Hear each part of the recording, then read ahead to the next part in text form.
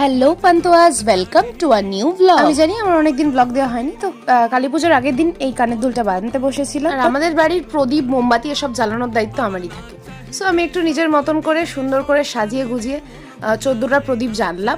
লোক কথা এরকম বলা হয় 14টা প্রদীপ জ্বালানো হয় পূর্বপুরুষদের পথ দেখানোর জন্য।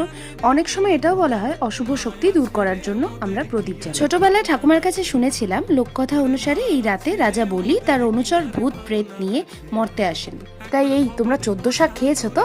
আমি যতদূর জানি বাঙালি ঐতিহ্য অনুসারে আশ্বিন মাসের অমাবস্যার পর থেকে 1 মাস ধরে মৃত পূর্বপুরুষদের স্মরণ করা হয় এবং তাদের মঙ্গল কামনার জন্যই আকাশ প্রদীপ জ্বালানো হয়। সবটাই ছোটবেলায় ওই ঠাকুমার থেকেই শোনা। আমি একটা রঙ্গোলি বানিয়েছিলাম, যদিও এটা 1 ঘন্টার কাজ, বিরাট আহামরি কিছু ডিজাইন করে উঠতে পারিনি। And the moral of the story এটাই যে এই আলোর শহরে অন্তরের আঁধার ঘুচলো কি। আজকের ব্লগটা এতটাই, দেখা হচ্ছে নেক্সট ভিডিওতে। ভালো থেকো, সুস্থ থেকো, টাটা।